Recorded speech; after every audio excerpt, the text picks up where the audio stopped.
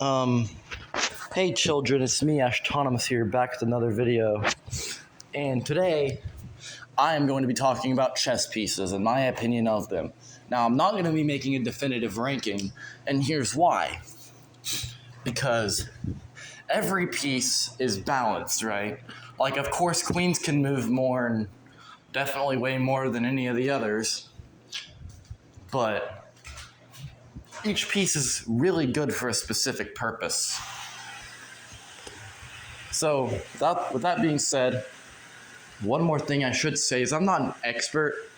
I'm not fucking Magnus Carlsen or Hikaru or Gotham or whatever. But I am like an intermediate player, and I know enough to know what the hell I'm talking about. So, yeah, you guys should still listen to me. So, anyway, let's start. So, the first piece I'd like to talk about is the bishop. Now, I don't use my bishops that much, but they don't need to be used that much. And before I say anything else as well, I should say that I'm going to be speaking of how I use them and how I've seen them be used against me. So, bishops can move diagonally in any direction, however far they want. And so they're rather versatile, though not necessarily in much action, though. How I use them is early on, as I like to see if my opponent exposes a rook. And so, let's say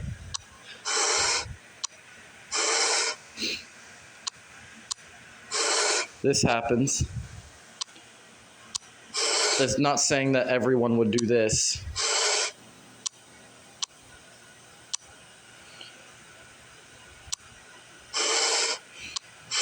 Look, now, I know it's upside down, but bear with me. You notice how the rook is literally helpless. I can't move this pawn, because I'm still going to get the rook. I can't move the rook. Well, actually, wait a minute. Alright, well, in most cases, your rook is helpless. Nothing it can do. So, yeah. I guess there's a way to counteract that in that specific situation. But I've seen situations, especially against beginners, and they leave their rooks exposed to the bishop. And in case you didn't know, rooks are very powerful. They are very powerful. And being down a rook is generally not a good thing. It's never a good thing because, it's a rook. Now, another way I've seen bishops be used against me, not that I'm going to advance this example because I'm lazy, is they're literally hidden assassins.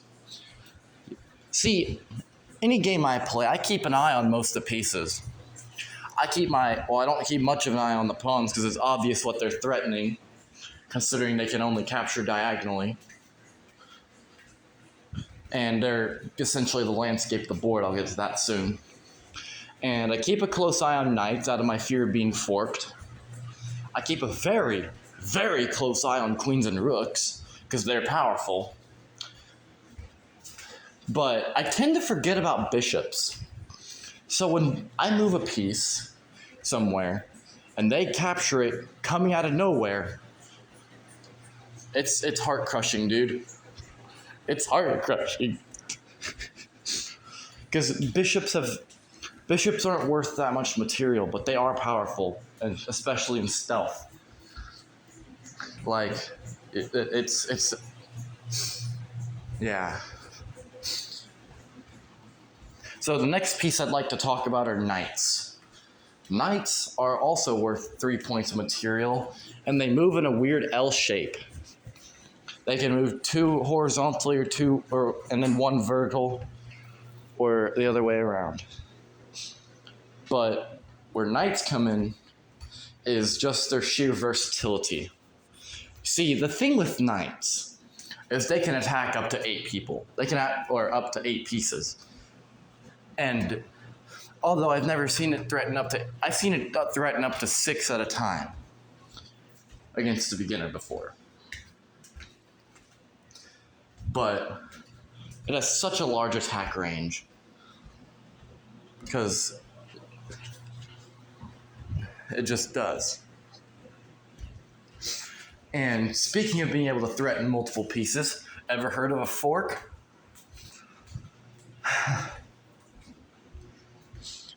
That's what knights are mainly known for, if you know something about chess. Knights can fork. Every piece can theoretically fork, even pawns. But knights do it the best, and they do it the most often. And that's important, and basically what a fork is, if it threatens, for example, the king and a rook, or the king and the queen, or the queen and a rook, it can't fork really a knight because, it would be going into the knight's attack range. And I guess bishops would count, but usually a good fork would involve a rook, a king, or a queen. And why that's bad is because you can only save one. You can only save one unless you capture the knight, which, if done correctly, you can't. You can only save one piece. And that's always a losing situation. And if there's a king in that fork, then you're really screwed because you physically can't save the other piece. The king has no strategic value other than just making it possible to play chess in the first place. So you're gonna lose that rook or queen depending on what's being forked. And if it's a queen-rook fork, then well, obviously you'd want to save the queen in 99.9% of cases, but you're still losing a rook. And that is bad, because rooks are also very powerful.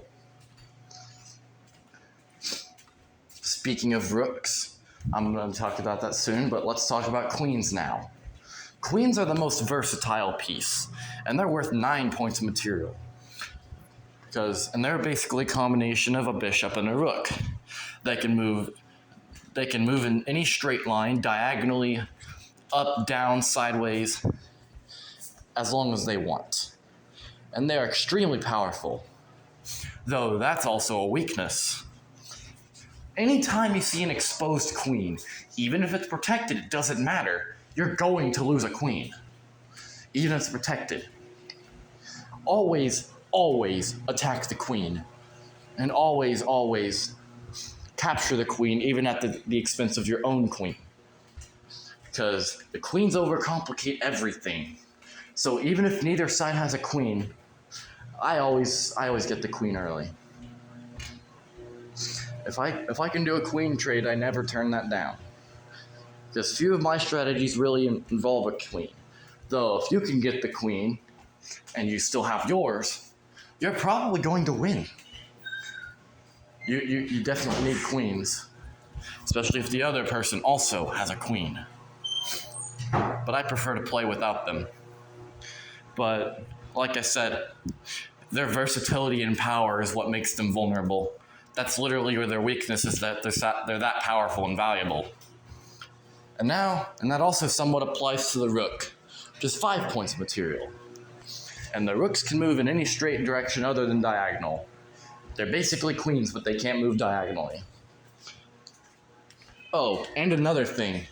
Queens and rooks are 2 pieces that can checkmate on their own with the help of a queen, or like a king, my bad. Knights cannot checkmate unless the king is trapped. And the bishop, I've seen it be able to be done with 2 bishops, not just one. You can't checkmate with just a bishop. That's just not how that works. You need both your bishops pulled. But rooks and queens, all you need to do is get your king trapped the right way.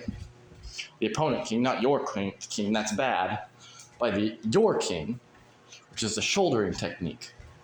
And I'll talk about that in another video, but rooks are powerful because you can control a whole file and a whole rank. which a file is a vertical line of squares, and a rank is a horizontal one. So, especially in endgames, that's major. And that also makes rooks somewhat vulnerable. Like I said with the bishop example, I always try to go for the rooks early if I can, even at the expense of my bishop, because you need a rook more than you need a bishop. Now let's talk about the pawns. The only piece I have not talked about, I haven't talked about yet. Pawns are the most powerful piece. And you've probably heard somebody say that because of promotion, but here's another thing that makes pawns powerful. And I don't care what you children in the comments say about how pawns can only move one square at a time. Okay, so, one, there's a lot of them. There's 8 pawns. And second of all, let's say your piece is attacked by a pawn, right? Like, let's say your rook is attacked by a pawn. You can't just take the pawn if it's protected. I mean, if your pawn's attacked by the rook, then, well, not by the rook, the other way around. Well, you can't. Well, you have to threaten the pawn first and then capture. But you have to move. You cannot take the pawn. Or a bishop. You could take the threatening pawn with the bishop, but you lose a bishop if that pawn is protected. If it's not protected, then yeah, go ahead, eat it. That's what makes pawns so powerful. You have to move. What, you want to lose a rook to a little pawn? And of course there's promotion as well.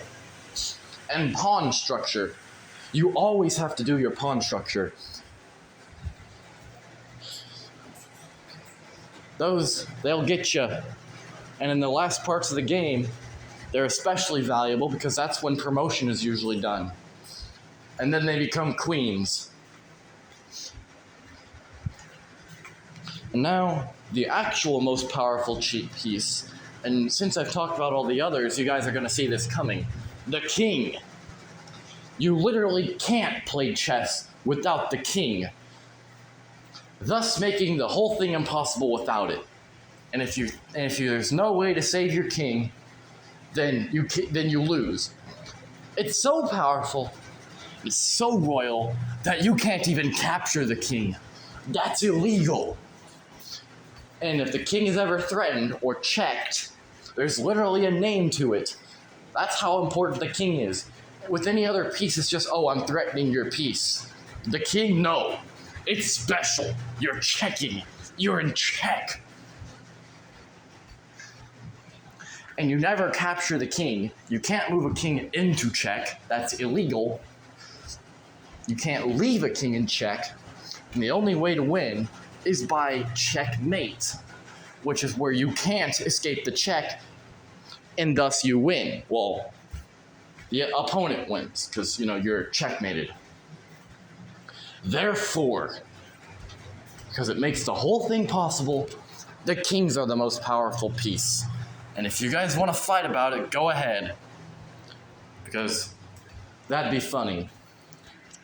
So yeah, that's enough for today. If you guys want me to make more chess-related videos, let me know in the comments, children.